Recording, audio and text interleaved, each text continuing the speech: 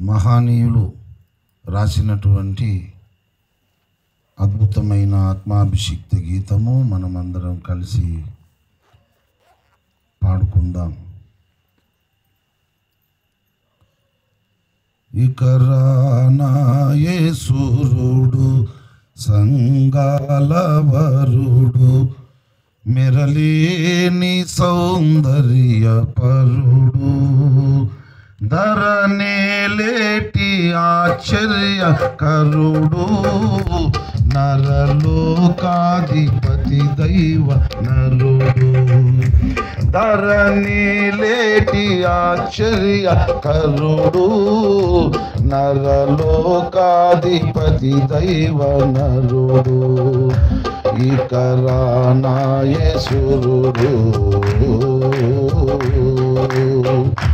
సంగరథమందు నన్ను నడుపా స్వర్గ వీధుల్లో తన తోడ నిలుపా దుర్గమైనాకు తన చేయి కలిపి స్వర్గ పెద్దల్లో తన తోడ నిలిపి సంగరథమందు నన్ను నడుపా స్వర్గ వీధుల్లో తన తోడ నిలుపా దుర్గమైనాకు తన చేయి కలిపి స్వర్గ పెద్దల్లో తన తోడ నిలిపి స్వర్గ పెద్దల్లో తన తోడ నిలిపి రక్తమున గొనిన ముక్తికి తుజనిన రక్తమున గొనిన ముక్తికి తుజనిన భక్త సంగం విధేయంచు చూపా శక్తితో నన్ను ధర నుండి లేపా ముక్తిలో నన్ను ఉయ్యాలలోపా శక్తితో నన్ను ధర నుండి లేపా ముక్తిలో నన్ను ఉయ్యాలలోపా ముక్తిలో నన్ను ఉయ్యాలలోపా ఇక రానా యేసురుడు సంగాల వరుడు మెరలేని సౌందర్య పరుడు ధరనేలేటి ఆశ్చర్య కరుడు నరలోకాధిపతి దైవ నరుడు ధరనేలేటి ఆశ్చర్య కరుడు నరలోకాధిపతి దైవ నరుడు ఇక రానా యేసురుడు పుట్టే పాపాగ్ని జ్వాలల్లో కాలి ఎట్టి దరి లేక నేనుండ కూలి ఇట్టి నాపైని తను చూపే జాలి ముట్టే నా దుఃఖమును పారద్రోలి పుట్టే పాపాగ్ని జ్వాలల్లో కాలి ఎట్టి దరి లేక నేనుండ కూలి ఇట్టి నాపైని తను చూపే జాలి ముట్టే నా దుఃఖమును పారద్రోలి ముట్టే నా దుఃఖమును పారద్రోలి దిట్టపాడు మేరకు కట్టేదాని కొరకు దిట్టపాడు మేరకు కట్టేదాని కొరకు పట్టణంబను పరమేగినాడు ఇట్టి ప్రియుడైన క్రీస్తేసు నేడు గుట్టు సమయాన నన్నేలువాడు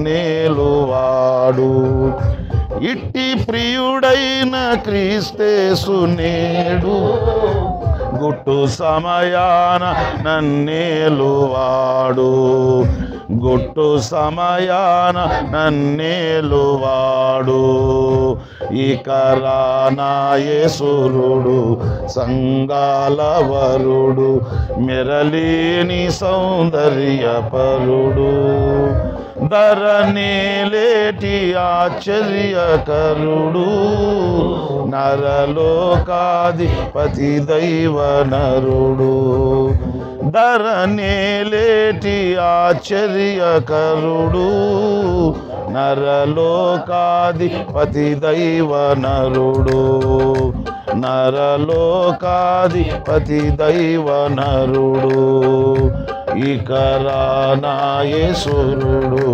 సంగాల వరుడు మెరలేని సౌందర్యపరుడు ధరనేలేటి ఆశ్చర్యకరుడు నరలోకాధిపతి దైవ నరుడు నరలోకాధిపతి దైవ నరుడు ఇక రానాయేశ్వరుడు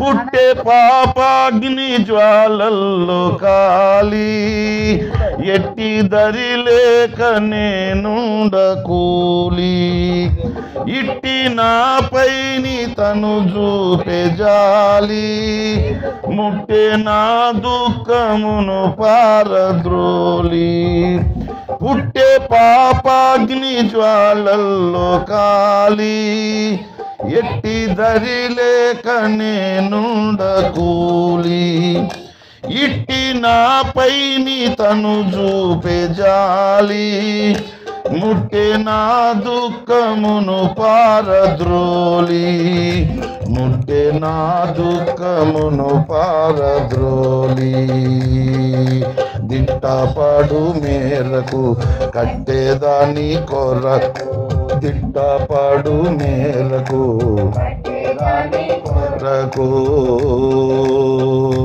పట్టణం బంచు పరమేగినాడు ఇట్టి ప్రియుడైన క్రీస్తేసు నేడు గుట్టు సమయాన నన్నేలువాడు ఇట్టి ప్రియుడైన క్రీస్తేసు నేడు గుట్టు సమయాన నన్నేలువాడు గుట్టు సమయాన నన్నేలువాడు ఇక రానాయేశ్వరుడు సంగాల వరుడు మెరలేని సౌందర్యపరుడు ధరనేలేటి ఆశ్చర్యకరుడు నరలోకాధిపతి దైవ నరుడు నరలోకాధిపతి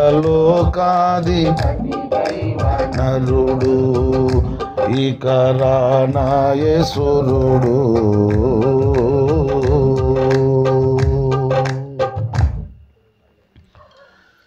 దేవునికి స్తోత్రము కలుగునుగాక. స్వామి నవనీత దంపతుల 18వ వివాహ వార్షికోత్సవానికి విచ్చేసినటువంటి మీ ప్రతి ఒక్కరికి ఈ చక్కని కృతజ్ఞత ప్రార్థన కూడికను నిర్వహించుకుంటున్నటువంటి కుటుంబ సభ్యులందరికీ ప్రభువైన యేసుక్రీస్తు పరిశుద్ధ నామంలో నా హృదయపూర్వకమైన వందనాలు కృతజ్ఞతలు తెలియజేస్తున్నాను. ఈ సమయంలో నేరుగా దేవుని పరిశుద్ధ వాక్యములో నుండి మనకందరికీ సుపరిచితమైనటువంటి లేఖన భాగమును పునాది వాక్యముగా మూలవాక్యముగా మరొకసారి చదువుకొని కొద్దిసేపు దేవుని వాక్యము శ్రద్ధతో విని నేర్చుకొని యేసు రెండవ రాకడకు మనమందరము సిద్ధంగా ఉండాలని ప్రభు పేరట మీ అందరికీ మనవి చేస్తున్నాను. ప్రకటన గ్రంథము 19వ అధ్యాయము 6-7 వచనాలు నేనే చదువుతున్నాను. దయచేసి బైబిల్ తెరిచి చూడండి. చదువుతున్న లేఖన భాగాన్ని శ్రద్ధతో ఆలకించండి. ప్రకటన గ్రంథము 19వ అధ్యాయము 6-7 వచనాలు. అప్పుడు గొప్ప జనసమూహపు శబ్దమును, విస్తారమైన జలముల శబ్దమును, బలమైన ఉరుముల శబ్దమును పోలిన ఒక స్వరము సర్వాధికారియు ప్రభువునగు మన దేవుడు ఏలుచున్నాడు, ఆయనను స్తుతించుడి. గొర్రెపిల్ల వివాహోత్సవ సమయము వచ్చినది, ఆయన భార్య తన్ను తాను సిద్ధపరచుకొని ఉన్నది. గనుక మనము సంతోషపడి ఉత్సహించి ఆయనను మహిమపరచెదమని చెప్పగా వింటిని. చదువబడిన ఈ లేఖన భాగమును దేవుడు మన వినికిడిలో ఆశీర్వదించి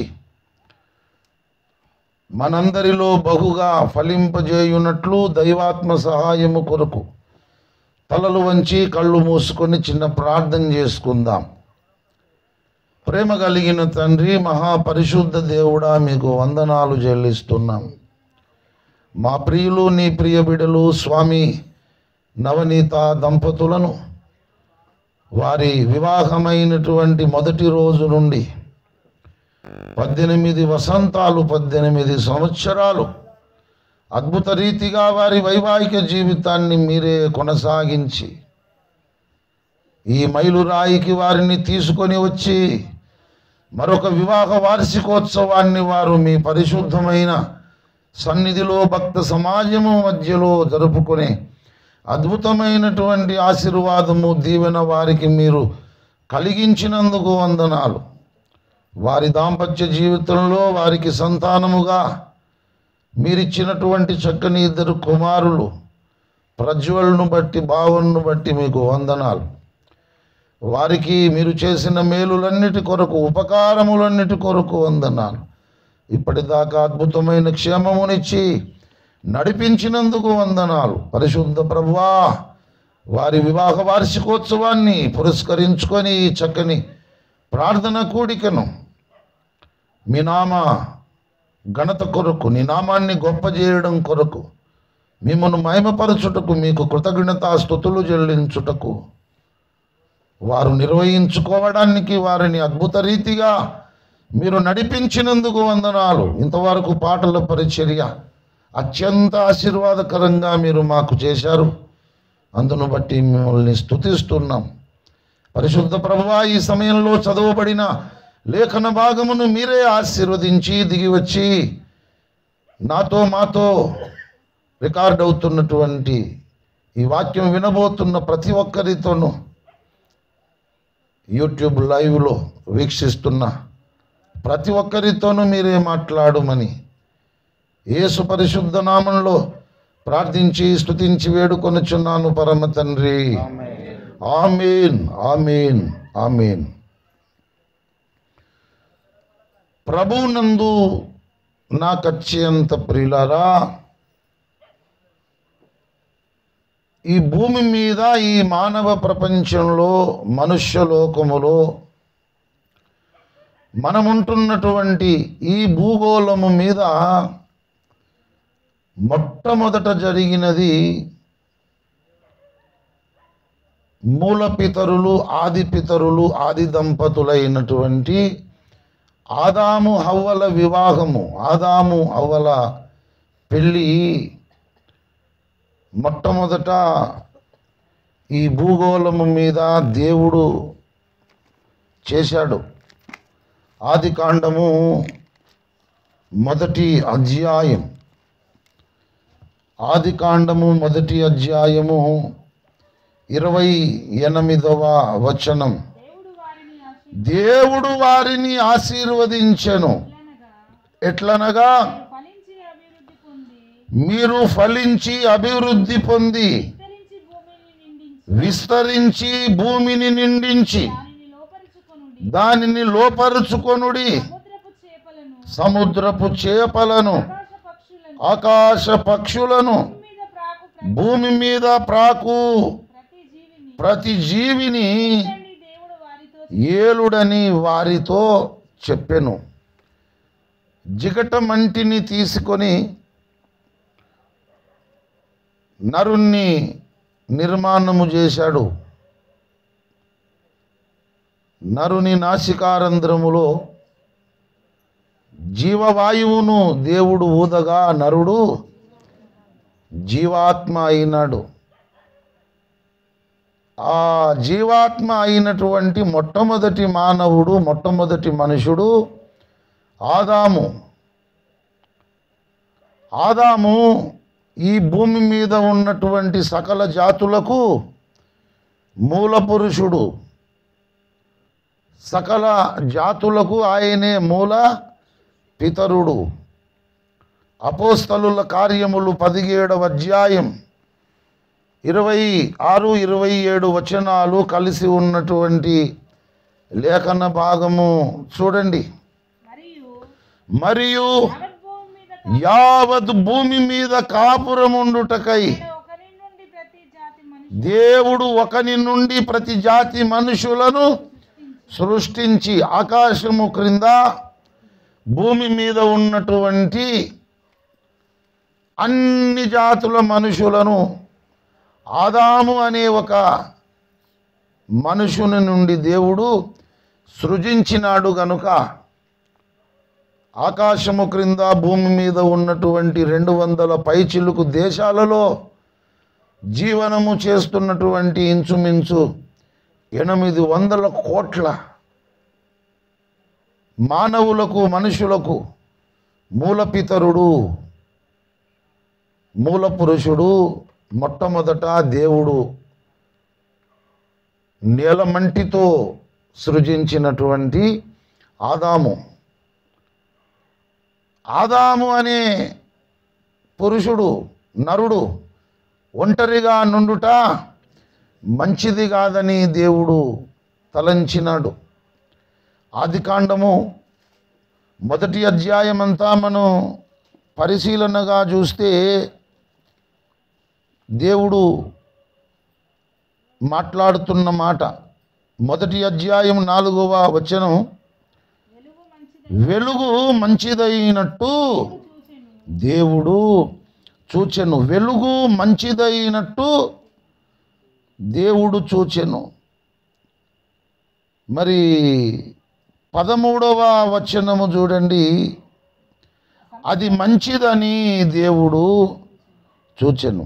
ఆదికాండం 1వ అధ్యాయం 13, అది మంచిదని దేవుడు చూచెను. 19వ వచనం, అది మంచిదని దేవుడు చూచెను. 21వ వచనం కింది భాగంలో కూడా అది మంచిదని దేవుడు చూచెను. ఆఖరున 31వ వచనంలో దేవుడు తాను చేసినది యావత్తును చూచినప్పుడు అది చాలా మంచిదిగా ఉండెను. దేవుడు ఒక్కొక్క రోజు ఒక్కొక్క సృష్టి కార్యాన్ని జరిగిస్తున్నాడు. ఒక్కొక్క రోజు ఒక్కొక్క సృష్టి కార్యాన్ని జరిగిస్తూ దేవుడు తాను చేసినటువంటి పనిని చూసి దేవుడు అది మంచిదని చూచెను అని బైబిల్లో రాయబడి ఉంది. ఒక్కొక్క రోజు సృష్టిలో ఒక్కొక్క కార్యాన్ని దేవుడు జరిగిస్తూ ఆ జరిగించినటువంటి కార్యాన్ని, సృష్టి కార్యాన్ని చూసి చాలా బాగుందని ఆయన మాట్లాడుతున్నాడు. దేవుడు తాను చేసినది యావత్తును చూచినప్పుడు అది చాలా మంచిదిగా ఉండెను.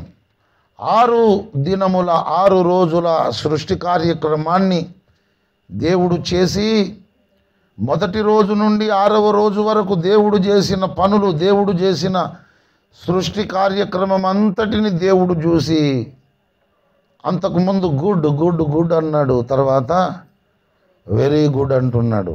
మంచిది మంచిది మంచిది అన్నాడు, తర్వాత చాలా మంచిదిగా కనబడినని బైబిల్లో చూస్తున్నాం. మరి ఏది మంచిది కాదన్నాడు ఆయన? ఆదికాండము 2వ అధ్యాయము మరి 18వ వచనంలో మాట్లాడుతున్నాడు. మరియు దేవుడైన యెహోవా నరుడు ఒంటరిగా ఉండుట మంచిది కాదు. అప్పటిదాకా సృష్టిలో దేవుడు చేసిన పనులన్నీ మంచివి మంచివి మంచివి, చాలా మంచివి. మంచిది కానటువంటి ఒక అంశం ఉన్నది, మంచిది కానటువంటి ఒక విషయం ఉన్నది. అదేంటంటే నరుడు ఒంటరిగా ఉండుట మంచిది కాదన్నాడు. అందుకే దేవుడు వానికి సాటి అయిన సహాయమును వాని కొరకు చేయుదుననుకొని ఆదాముకు గాఢ నిద్ర కలుగజేసి, ఏడ నిద్ర కలుగజేసి ఆదాముకు దేవుడు గాఢ నిద్ర కలుగజేసి. ప్రభునందు ప్రియులారా, గాఢ అంటే మరి ఏడ అని అడగొద్దు. గాఢనా గీడనా అనేది కాదు ఇక్కడ. గాకు దీర్ఘం ఇస్తే గా, డాకు మరి జట అక్కడ ఉంటుంది. గాఢ అంటే డీప్ స్లీప్ అన్నమాట. ఆపరేషన్ చేసేటప్పుడు డాక్టర్ ఏం చేస్తాడు? మత్తు ఇంజెక్షన్ ఇస్తాడు. కాబట్టి ఎంత కోసినా చలనం ఉండదు, నొప్పి ఉండదు. అలాగే ఆదాముకు ఆపరేషన్ చేయాలి. ఆ పక్క ఉంటుంది కదా, ఆదాము పక్కలో నుండి ఒక ఎముకను తీయాలి గనుక మరి ఆదాముకు గాఢ నిద్ర కలగజేయకుండా ఆ పక్కలో కోసి ఆ పక్కటెముకను తీశాడు అనుకో, విలవిలలాడిపోతాడు. కాబట్టి ఆదాముకు దేవుడు గాఢ నిద్ర కలగజేసి ప్రక్కలో నుండి ఎముకను తీసి ఆ చోటును మాంసముతో పుడిచివేశాను. ఇప్పుడు డాక్టర్లు అయితే దారం సూది పట్టుకొని కుట్లేస్తారు. దేవుడు పరమవైద్యుడు కదా, వీళ్ళ లెక్కనే ఆయన సూది తీసుకొని దారం తీసుకొని కుట్లేస్తే మరి దేవుని స్పెషాలిటీ ఏంటి? కాబట్టి మాంసముతోనే పూడ్చివేశాడు. ఇప్పుడు డాక్టర్లు ఆ పని చేయగలుగుతారా? తప్పకుండా సూది పట్టవలసిందే, దారం ఎక్కించవలసిందే, కుట్లు వేయవలసిందే. ఆదాముకు గాఢ నిద్ర కలుగజేసి దేవుడు ప్రక్కలో నుండి పక్కటెముకను తీసి ఆ చోటును మాంసముతో పూడ్చివేశాను. కొంతమంది బైబిల్ సరిగ్గా చదువుకోక ఆదాముకు దేవుడు గాఢ నిద్ర కలగజేసి ప్రక్కలో నుండి ఎముకను మాంసమును తీశాను. మాంసమును తీశాను కాదు, పూడ్చాను మాంసముతో. ఆ ప్రక్కలో నుండి తీసిన ఎముకను దేవుడు ఏం చేశాడు? స్త్రీనిగా నిర్మించి ఆదాము యొద్దకు తీసుకొని వచ్చినప్పుడు ఆదాము అన్నటువంటి మాట, నా ఎముకలలో ఒక ఎముక, నా మాంసములో ఒక మాంసమని ఆదాము అన్నాడు. ఇది నాలో నుండి తీయబడినది కనుక నారి అనబడును. గనుక ఈ హవ్వ అనేటువంటి స్త్రీని ఆదాము అనే పురుషునికి దేవుడిచ్చి వారికి వివాహం చేశాడు, పెళ్లి చేశాడు. పెళ్లి చేయడమే కాదు, ఆ నవదంపతులను దేవుడే ఆశీర్వదించి మీరు సంతానమును కని భూమిని నిండించి దానిని మీరు లోపరుచుకొనుడి అన్నాడు. అందుకే మనం పరిశుద్ధ వివాహ కార్యక్రమాలలో మనం ఒక చరణం పాడుకుంటాం. ఏదెను వనమున యెహోవా దేవా మొదటి వివాహము చేసితివే. ఏదెను వనమున యెహోవా దేవా మొదటి వివాహము చేసితివే. ఈ శుభదినమున నవదంపతులను, ఈ శుభదినమున నీ దీవెనలతో నింపుమయా, నీ దీవెనలతో నింపుమయా. దేవా రావయ్యా, నీ దీవెనలివయ్యా, దేవాలవయ్యా. ఏదెను వనమున యెహోవా దేవుడు మొదటి వివాహము చేసినాడు. ఎవరెవరికి? ఆదాముకు హవ్వకు దేవుడు పెళ్లి చేశాడు, వివాహం చేశాడు. ఈ ప్రపంచంలో ఈ భూగోళము మీద మొట్టమొదట జరిగింది ఏంటి? పెళ్లి. ఒక వివాహముతో, ఒక పెళ్లితో ఆరంభమైనటువంటి ఈ మానవ జాతి ప్రారంభము మరొక పెళ్లితోనే, వివాహముతోనే ముగింపులోనికి రాబోతుంది. ఇక్కడ మొదటి వివాహములో పెళ్లి కుమారుడు ఆదాము, పెళ్లి కుమార్తె హవ్వ. అలాగే కడపటి వివాహములో, పెళ్లిలో కూడా పెళ్లి కుమారుడు ఆదామే, పెళ్లి కుమార్తె హవ్వనే. కాకపోతే కొంత డిఫరెన్స్ అనేది ఉంది. ఆయన మొదటి ఆదాము, ఈయన కడపటి ఆదాము. అసలు మట్టి నుండి పుట్టినటువంటి ఆదాము పరలోకము నుండి దిగి వచ్చే కడపటి ఆదాముకు ముంగురుతూ. రోమాపత్రిక మీరు చూడండి, 5వ అధ్యాయము. రోమాపత్రిక 5వ అధ్యాయము 14వ 14వ వచనం. అయినను ఆదాము చేసిన అతిక్రమమును బోలి పాపము చేయని వారి మీద కూడా ఆదాము మొదలుకొని మోషే వరకు మరణమేలెను. ఆదాము రాబో వానికి గురుతై ఉండెను. ఈ మట్టి నుండి పుట్టినటువంటి ఆదాము పరలోకము నుండి దిగి వచ్చే కడపటి ఆదాముకు గుర్తు. ఆయనే నిజము, ఈయన నీడ అన్నట్టు. పరలోకము నుండి దిగి వచ్చే కడపటి ఆదాముకు గుర్తు ఎవరు చెప్పండి? సాదృశ్యం మట్టి నుండి పుట్టినటువంటి ఆదాము. అసలు దేవుడు పలికినటువంటి మాట, నరుడు ఒంటరిగా ఉండుట మంచిది కాదు. దేవుడు కన్నటువంటి దేవుని కుమారుడు యేసుక్రీస్తు ప్రభువు వారు కోట్ల సంవత్సరాల నుండి ఒంటరిగా ఉంటున్నాడు. కానీ మట్టి నుండి దేవుడు సృజించినటువంటి ఈ ఆదాము ఎన్ని సంవత్సరాలు ఒంటరిగా ఉన్నాడు? ఆయన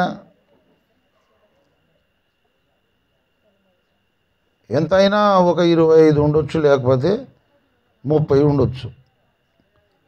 అంతకంటే ఆయన ఒంటరిగా ఉన్నటువంటి పరిస్థితి లేదు. ఒక పసిపిల్లవానిగా, ఒక శిశువుగా దేవుడు ఆదామును సృజించలేదు. యవ్వనస్తుడైనటువంటి మనుషునిగా, మానవునిగానే ఆదామును దేవుడు సృజించినాడు. ఆదాము ఏదోని తోటలో ఒంటరిగా ఉండినటువంటి సంవత్సరాలు 100 కాదు, 200 కాదు, 1,00,000 కాదు. కానీ దేవుడు సమీపించరాని తేజస్సులో కన్నటువంటి దైవకుమారుడు, దేవకుమారుడు కోట్ల సంవత్సరాల నుండి ఆయన ఒంటరిగా ఉన్నాడు. ఆయనను బైబిల్ నరుడు అని ప్రస్తావిస్తుంది. 1 తిమోతి పత్రిక 2వ అధ్యాయం 5వ వచనము చూడండి. దేవుడొక్కడే, దేవునికి నరులకును మధ్యవర్తి ఒక్కడే,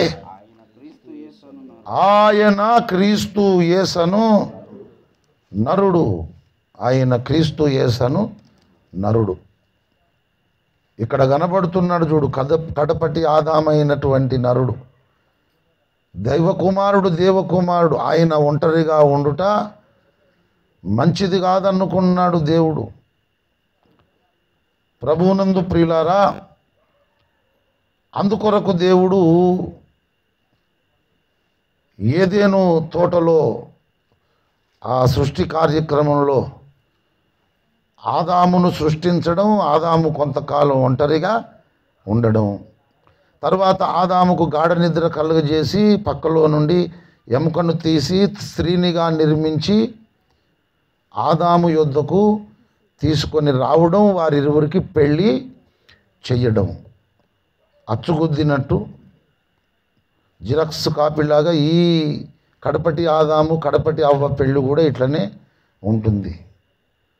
దేవకుమారుడు మరియ కుమారుడైనటువంటి యేసుక్రీస్తు ప్రభువు వారు ఒంటరిగా కోట్ల సంవత్సరాలు ఉన్నాడు. అయితే సిలువలో యేసునాథునికి గాఢ నిద్ర కలుగజేసి ప్రక్కలో నుండి ఈ యొక్క హవ్వను, కడపటి హవ్వను, సంఘాన్ని దేవుడు తీసి ఆయన నిర్మాణం చేస్తున్నాడు. ఆదాము రాబోవానికి గుర్తు. ఆయన కడపటి ఆదాము అని బైబిల్ చెబుతుంది. 1 కొరింథీ పత్రిక 15వ అధ్యాయము 45వ వచనం. ఇందు విషయమై ఆదామును మొదటి మనుష్యుడు జీవించు ప్రాణి ఆయనని వ్రాయబడి ఉన్నది. కడపటి ఆదాము జీవింపజేయు ఆత్మ ఆయను. 1 కొరింథీ పత్రిక 15వ అధ్యాయం 45వ వచనంలో ఆదాములు ఎంతమంది ఉన్నారు? మాకైతే సంబంధం లేదు అన్నట్టున్నారు. ఎంతమంది ఉన్నారు ఆదాములు? 2 ఆదాములు ఉన్నారు. ఒక ఆయన మొదటి ఆదాము, ఇంకొక ఆయన కడపటి ఆదాము. కడపటి ఆదామైనటువంటి యేసుక్రీస్తు ప్రభువు వారి వివాహముతో ఈ భూలోక చరిత్ర ముగింపులోనికి వస్తుంది. మొదటి ఆదాము మొదటి అవ్వ పెళ్లితో భూలోక చరిత్ర ఆరంభమైంది. కడపటి ఆదాము కడపటి అవ్వ అయినటువంటి యేసుక్రీస్తు తన స్వరక్తం ఇచ్చి సంపాదించుకున్నటువంటి సంఘము, వీరిరువురి వివాహముతో ఈ భూలోక చరిత్ర మరి ముగిసిపోతుందన్నమాట. అందుకొరకే ఏం చేయాలా? ప్రకటన 19:6-7 వచనాలలో గొర్రెపిల్ల వివాహోత్సవ సమయము వచ్చినది, ఆయన భార్య తన్ను తాను సిద్ధపరుచుకొని ఉన్నది అని ఉందా? ఉంటుందని ఉందా? ఉన్నది. గొర్రెపిల్ల వివాహోత్సవ సమయం వచ్చినది, ఆయన భార్య తన్ను తాను సిద్ధపరుచుకొని ఉన్నది. మరి గొర్రెపిల్ల వివాహములో పెళ్లి కుమారుడు ఎవరు? కడపటి ఆదామైనటువంటి యేసునాథుడు. మరి గొర్రెపిల్ల వివాహములో పెళ్లి కుమార్తె ఎవరు? దేవుడు తన స్వరక్తం ఇచ్చి సంపాదించుకున్న సంఘము. గొర్రెపిల్ల వివాహోత్సవ సమయం వచ్చినది, ఆయన భార్య తన్ను తాను సిద్ధపరచుకొని ఉన్నది. ఇది ఈ కడవరి దినములలో, ఈ అంచె దినములలో అసలు సిసలైనటువంటి సిద్ధపాటు. అయితే దుష్టుడైనటువంటి అపవాది వాడు సర్వలోక మోసగాడు. మొదటి నుండి వాడు తన కుయుక్తి చేత మోసం చేయడమే వాని యొక్క స్వభావము, వాని యొక్క గుణము. ఆదికాండం 3వ అధ్యాయము మీరు చూడండి మొదటి వచనం. దేవుడైన యెహోవా చేసిన సమస్త భూజంతువులలో సర్పము యుక్తిగలదై ఉండెను. సర్పము యుక్తిగలదై ఉండి ఏం చేశాడంటే హవ్వను మోసపరిచినాడు. హవ్వను మోసపరిచినాడు. 2వ కొరింథీ పత్రిక 2వ అధ్యాయము 11వ వచనము మీరు చూడండి.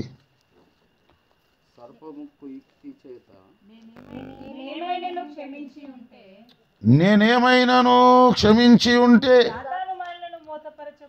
సాతాను మనలను మోసపరచకుండునట్లు మీ నిమిత్తము క్రీస్తు సముఖమునందు క్షమించి ఉన్నాను. సాతాను ఏం చేస్తాడట? మనలను మోసపరుస్తాడు. ఎందుకంటే వాని పేరే మోసగాడు. సాతాను మోసగాడు. వాడు మోసం చేయడంలో వాంది వరల్డ్ రికార్డ్ అన్నమాట. ప్రపంచ చరిత్ర. ఏదో ఒక ఊరును, మండలాన్ని, లేకపోతే జిల్లాను, రాష్ట్రాన్ని, ఒక దేశాన్ని కాదు వాడు మోసం చేసేది. మొత్తం సర్వలోకాన్ని మోసము చేసే మోసగాడు. ప్రకటన గ్రంథం 12వ అధ్యాయం 9వ వచనం. కాగా సర్వలోకమును మోసపుచ్చుచు అపవాది అనియు సాతాననియు పేరుగల ఆది సర్పమైన ఆ మహాఘట సర్పము, వాడు సర్వలోక మోసగాడు. వాడు మనల్ని ఏం చేస్తాడట చెప్పండి? మోసం చేస్తాడు.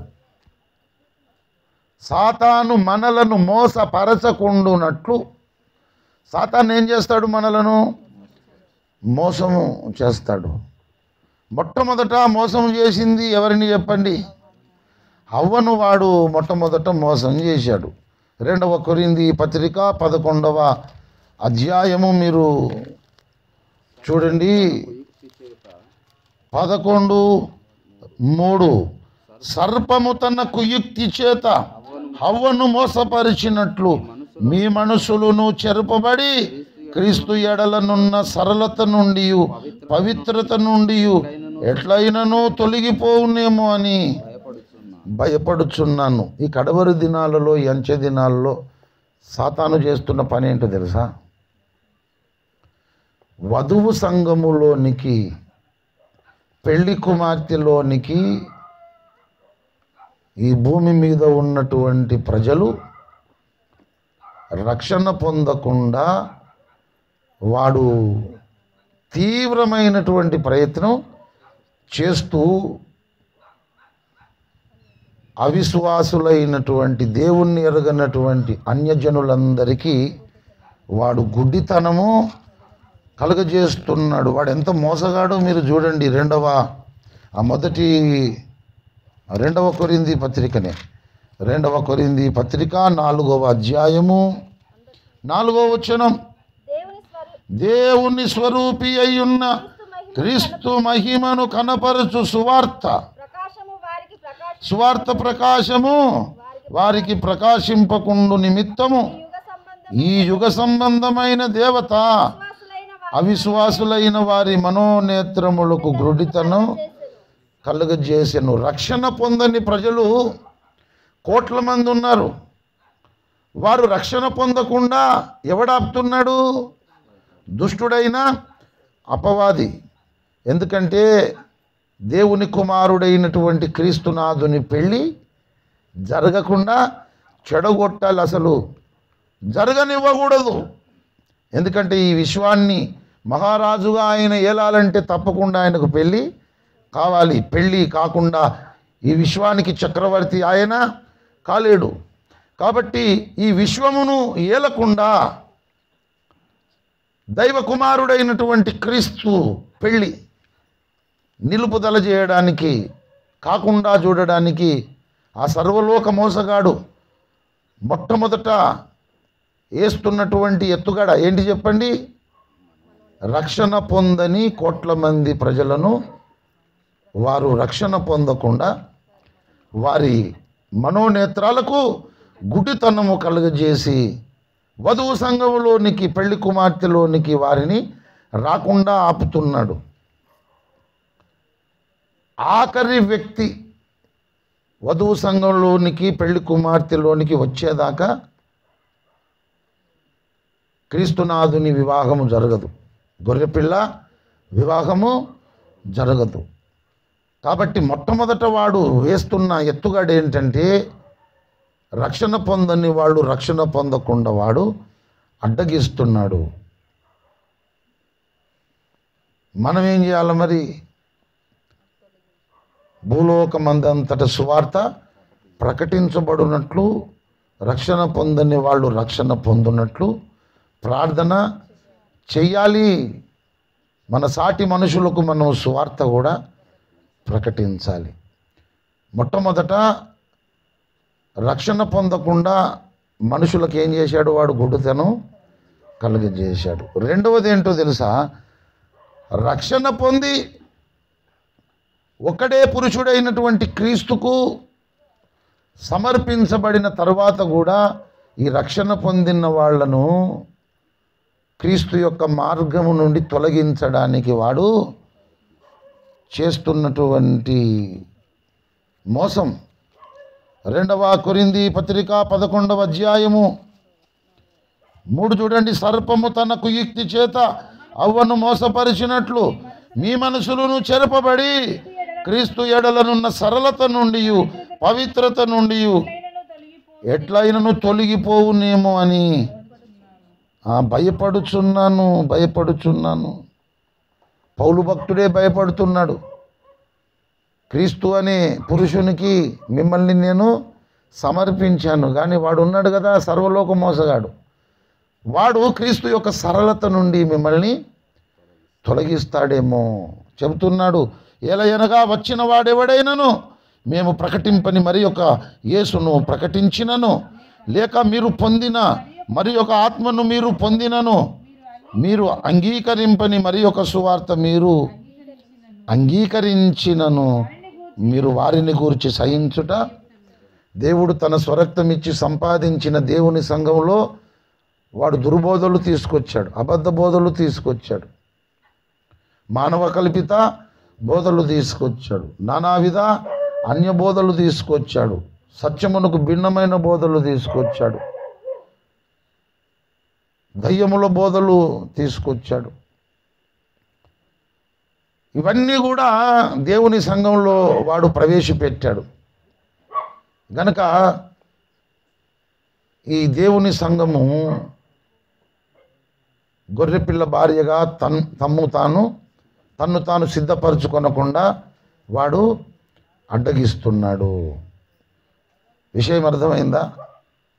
కడపటి ఆదామైనటువంటి యేసునాథునికి కడపటి హవ్వ అంటే రక్షణ పొందిన దేవుని సంఘము భార్య కాబోతుంది. పెళ్లి కుమారుడేమో ప్రభు అయిన యేసు, పెళ్లి కుమార్తె సంఘ వధువు. వీరిరువురి వివాహము జరిగితే ఈ భూలోక చరిత్ర మరి ముగింపులోనికి వచ్చేస్తుంది. అందుకొరకు మనం ఏం చేయాల? గొర్రెపిల్ల వివాహోత్సవ సమయం వచ్చి ఉన్నది. ఆయన భార్య తన్ను తాను సిద్ధపరచుకొని ఉన్నది అన్నట్టు ఉండాలి. మాకొక చిన్న చెల్లెలు కలదు, దానికి ఇంకా వయస్సు రాలేదు, వివాహ కాలమున దాని విషయం మేమేమి చేతుమంటే ఏం చేయలేము. కాబట్టి కడపటి ఆదామైనటువంటి క్రీస్తునాథుని, కడపటి అవ్వ అయినటువంటి వధువు సంఘం వీరిరువురి వివాహము కాకుండా వాడు అడ్డగిస్తున్నాడు. పెళ్ళి వివాహము అనగానే మనకేం గుర్తు కావాలి? కడపటి ఆదామైన యేసయ్య పెళ్ళి, కడపటి అవ్వ అయినటువంటి సంఘ వధువు పెళ్ళి అనేది మనకు గుర్తు రావాలి. కాబట్టి ఇది అసలు సిసలైనటువంటి సిద్ధపాట అన్నమాట. పెళ్లి కుమారుడు త్వరగా రాబోతున్నాడు. మరి పెళ్లి కుమారుణ్ణి ఎదుర్కొని ఆయనను వివాహం ఆడుటకు మనము సిద్ధముగా ఉండాలి. మాకొక చిన్న చెల్లెలు గలదు, దానికి ఇంకా వయసు రాలేదన్నట్టు మనం ఉండొద్దు. ఆయన భార్య తన్ను తాను సిద్ధపరుచుకొని ఉన్నది అన్నట్టు ఉండాలి. మనం ఎలాగుండాలంటే యేసయ్య మాట్లాడుతున్నటువంటి మాటకు వెంటనే స్పందించి మాట్లాడేటట్టు మనం ఉండాలి. ప్రకటన గ్రంథము 22వ అధ్యాయం 20వ వచనం. ఈ సంగతులను గూర్చి సాక్ష్యం ఇచ్చువాడు అవును త్వరగా వచ్చుచున్నానని చెప్పుచున్నాడు. పెళ్లి కుమారుడైన యేసు నేను త్వరగా వచ్చుచున్నానని చెబుతున్నాడు. మరి పెళ్లి కుమార్తె ఏమని చెప్పాలి? ఆమేననాలి. అంటే అలాగుననే నీవు పెళ్లి కుమారునిగా త్వరగా వచ్చుదువుగాక అని అర్థం. అనగలమా ఆమేనని?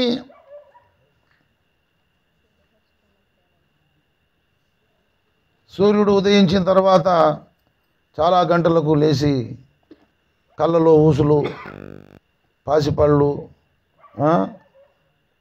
మరి మనం అంత బిత్తిరి ఉన్నట్టు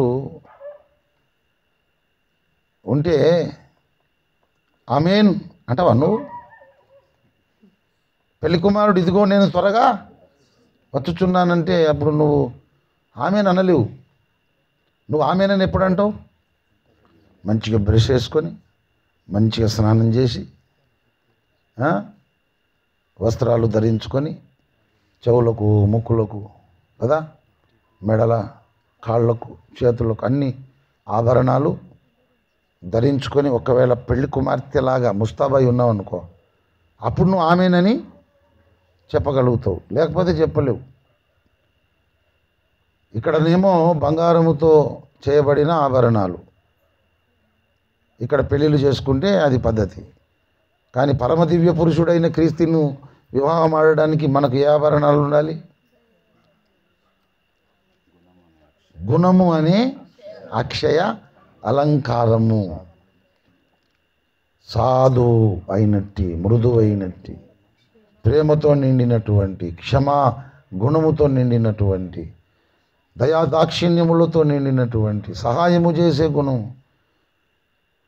సమస్త విధములైన మంచితనము, నీతి, సత్యము, ఇవన్నీ కూడా మనకు ఆభరణాలు. వీటిని ధరించుకోవాలి. ప్రభునిలో పరుచుకొను కన్ను నీకు ఉన్నదా?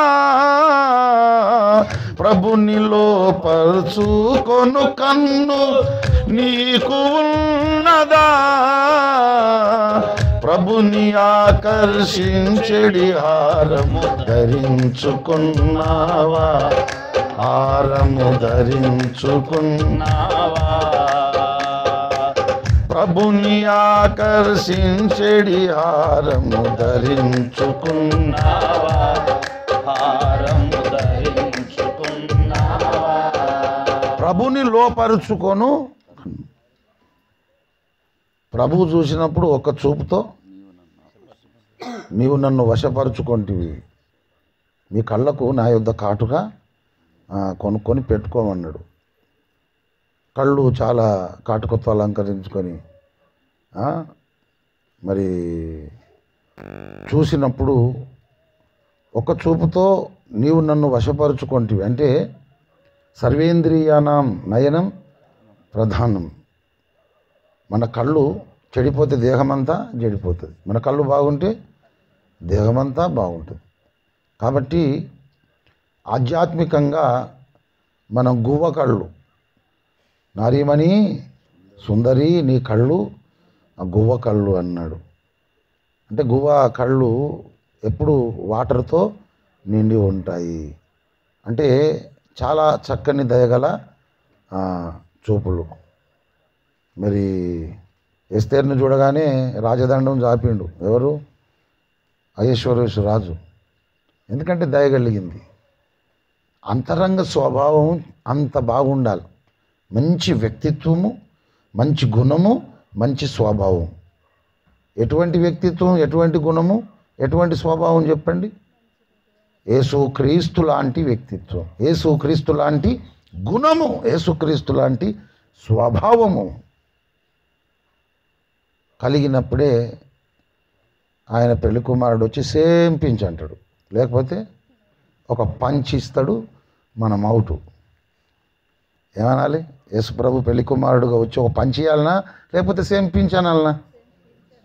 సేమ్ పించ్ అనాలంటే మొత్తం క్రీస్తుకు జిరాక్స్ కాపీగా మనం తయారు కావాలి.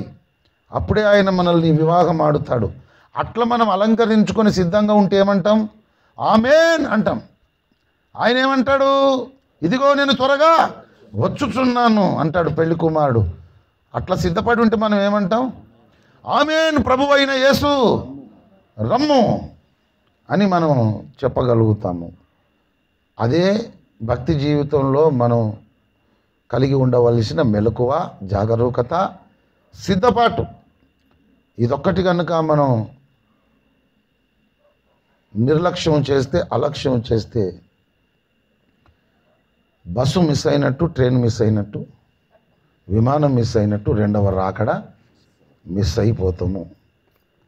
బస్సు మిస్ అయితే పర్వాలేదు, మరొక బస్సు ఎక్కిపోవచ్చు. కానీ రెండవ రాకడ మిస్ అయితే మూడవ రాకడ లేదు. అది ఉంటే ఏం కాకపోతుండే. మొదటి రాకడ ఉంది, రెండవ రాకడ ఉంది, మూడవ రాకడ ఉందా? మూడవ రాకడ లేదు. కాబట్టి ఇక మనకు అవకాశం లేదు. గనుక పెండ్లి, వివాహము అనేది మన మనసుకు స్ఫురించగానే మనకు గుర్తుకు రావలసింది లోక కళ్యాణము, దేవుని పెళ్ళి, పెళ్లి కుమారుడైన క్రీస్తు. ఆ క్రీస్తుని పెళ్ళాడుటకు మనం అన్ని విధాలుగా మనల్ని మనము సిద్ధపరుచుకొని ఉండడం. ఆ ప్రకటన గ్రంథంలో ఆ ఆఖరి మాట చెప్పాడు. ఏమనాలి మనం? ఆమేన్ అనాలి. ప్రభువునందు ప్రియులారా, ఆమేన్ అనాలంటే మనల్ని మనము పెళ్లి కుమార్తెగా సిద్ధపరచుకొని ఉంటే ఆమేన్ అంటాం, లేకపోతే మనం అనలేం. కాబట్టి వివాహ వార్షికోత్సవాలు జరిగినప్పుడు, పెళ్ళిళ్ళు జరిగినప్పుడు మన మనసు నిండా, మది నుండి ఏముండాలి? లోక కళ్యాణమే, దేవుని పెళ్ళి. పెళ్లి కుమారుడు క్రీస్తు, పెళ్లి కుమార్తె నువ్వు, నేను. కాబట్టి ఆదాము హవ్వల పెళ్లితో ఆరంభమైన మానవ జాతి చరిత్ర, కడపటి ఆదాము అయినటువంటి క్రీస్తు, కడపటి హవ్వ అయినటువంటి క్రీస్తు సంఘము వివాహముతో ఏమవుతుంది? ముగింపులోనికి వచ్చేస్తుంది. ఆయన మనలను వివాహమాడి తనుండి సత్యలోకానికి తీసుకొని వెళుతాడు. మన పూర్తి బాధ్యత ఆయనదే. కనుక మనమందరము కూడా యేసును పెళ్ళాడడానికి సిద్ధపడుతున్న మనం యేసులాగానే మనల్ని మనము అలంకరించుకోవాలి. యేసు ప్రభువు వచ్చినప్పుడు సేమ్ పింఛని మనలను పెళ్ళాడి ఆయన నుండి సత్యలోకానికి మనలను తీసుకొని వెళ్ళాలి. అటువంటి భక్తి సాధన మనం చేయాలి. దేవుడు మనకు కావలసిన జ్ఞానమును, ప్రత్యక్షతయు గల మనసు దయచేయునుగాక. అందరూ తలలు వంచి కళ్ళు మూసుకోండి. దేవుడు పంపిన ఉపదేశం మనలో నిలిచి ఫలించున్నట్లు ప్రార్థన చేసుకుందాం. దేవుని సేవకులు శ్రీనివాస్ ప్రార్థనలో నడిపిస్తాడు. మనమందరం ప్రార్థనలో ఏకీభవించుదాం.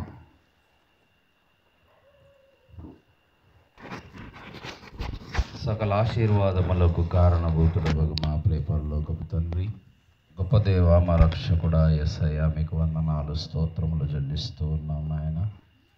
మా ప్రియులు, నీ ప్రియబిడ్డలు మరి స్వామి నన్ను బట్టి, నవనితని బట్టి మీకు వందనాలు.